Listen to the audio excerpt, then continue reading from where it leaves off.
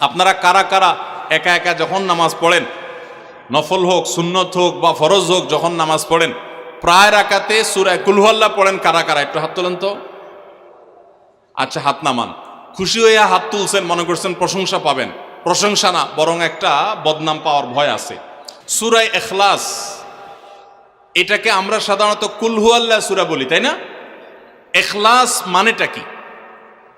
আমরা যেহেতু এই সূরাগুলো নামাজের মধ্যে সবচেয়ে বেশি পাঠ করি, ঠিক না বেঠিক?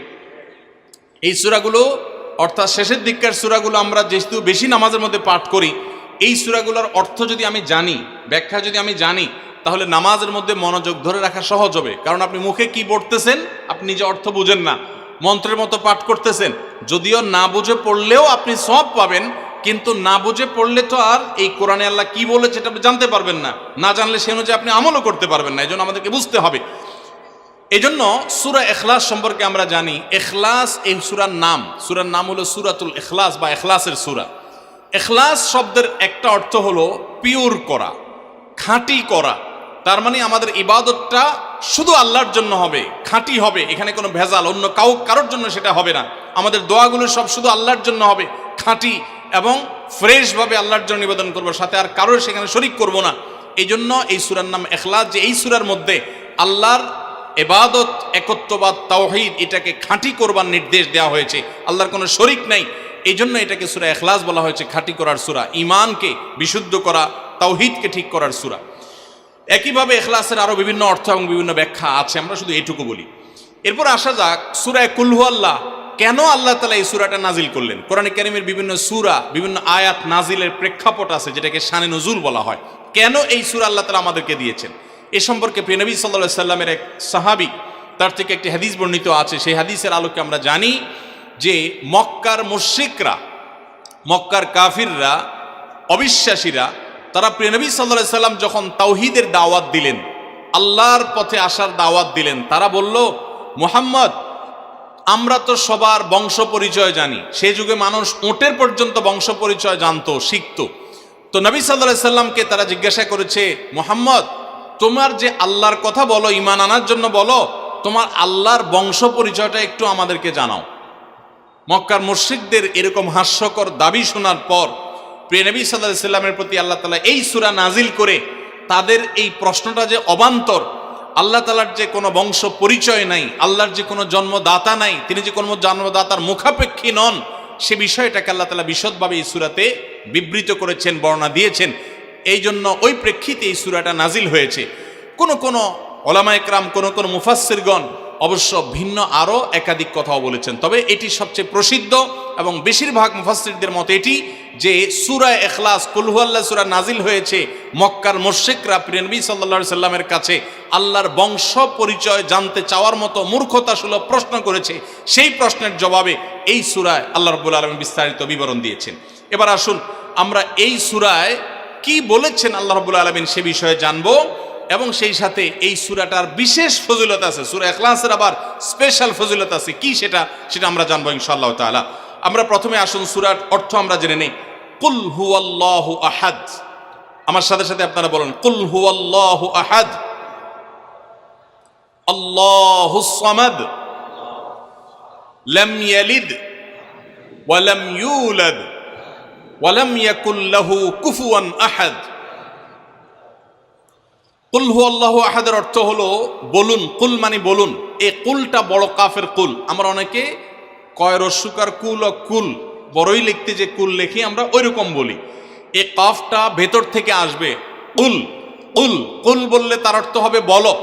আর যদি ছোট কাফের কুল, অর্থাৎ বাংলা করস্যকার কুল ও কুল লিখি যে আমরা ওরকম কুল যদি বলেন, আরবিতে তার অর্থ হলো খাও।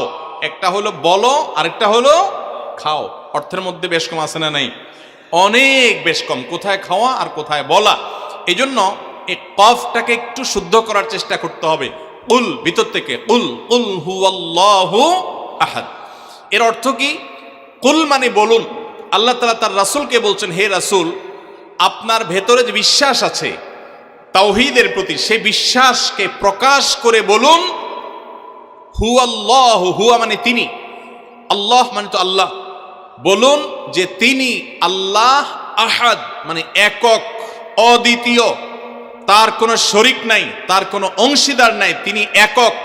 বংশ পরিচয়ে তার থাকার প্রশ্নই ওঠে না। যিনি একক, যিনি অদ্বিতীয়, যার কোনো শরিক নাই এবং যার কোনো পার্টনার নাই, যার কোনো ফ্যামিলির সদস্য নাই, যিনি একক, তার বংশ পরিচয় জানতে চাওয়া এটা মূর্খতা এবং অজ্ঞানতা। এজন্য আল্লাহ রাব্বুল আলামিন জানিয়েছেন, কুল হুয়াল্লাহু আহাদ, বলে দিন তিনি আল্লাহ যিনি একক, আল্লাহুস সামাদ, আল্লাহ হলেন সমাদ। সমাদ শব্দের অর্থ হলো যে তিনি হলেন সেই মহান সত্তা, সবাই যার কাছে মুখাপেক্ষী, তিনি কারোর কাছে মুখাপেক্ষী নন। সমাদ মানে হলো যিনি অমুখাপেক্ষী, যিনি কারোর মুখাপেক্ষী না। পৃথিবীর সকল সৃষ্টি তার মুখাপেক্ষী, তিনি কারো মুখাপেক্ষী না।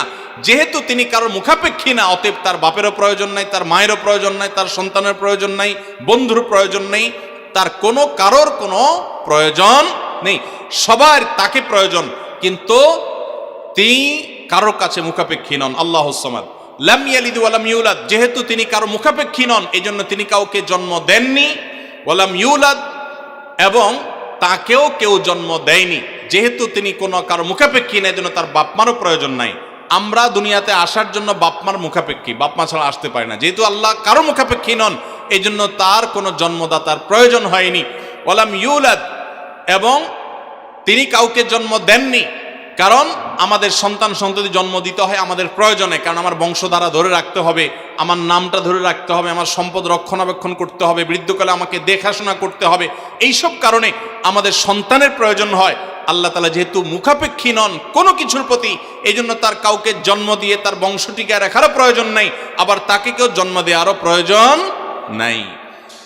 ওয়ালাম ইয়াকুল্লাহু কুফুয়ান আহাদ, আর তার কোনো সমকক্ষ নাই, তার সমান কেউ নাই, তার সাথে কোনো প্রকার সাদৃশ্য হতে পারে এমন আর কেউ নাই। তিনি অদ্বিতীয়, তিনি একক। এই ছোট ছোট 4টি সূরায় আল্লাহ তাআলার 3টি গুণবাচক নাম আল্লাহ উল্লেখ করেছেন। আল্লাহর মূল নাম যেটা, সেটা উল্লেখ করেছেন আল্লাহ, তার জাতে পাকের নাম। আর এর পাশাপাশি আরো 2টি গুণবাচক নাম উল্লেখ করেছেন। এক হলো আহাদ, মানে একক, এটা আল্লাহর গুণবাচক নাম। আর এটা হলো সমাদ, এটাও আল্লাহর গুণবাচক নাম। এই নামগুলো আল্লাহ তাআলা উল্লেখ করেছেন। এই যে সূরাটা, সূরা ইখলাস আমরা জানলাম, এর অর্থ আমরা শুনলাম। এই সূরার ফজিলত কি? 3টা ফজিলত আপনারা শুনেন। 1 নম্বর, নবী করিম সাল্লাল্লাহু আলাইহি সাল্লাম বলেছেন, এই সূরা ইখলাস এটা হলো কোরআনে কারীমের 3 ভাগের 1 ভাগ। বলেন সুবহানাল্লাহ। সূরা ইখলাস বা কুল হুয়াল্লাহ সূরাটা হলো কোরআনে কারীমের কয় ভাগের 1 ভাগ? 3 ভাগের 1 ভাগ।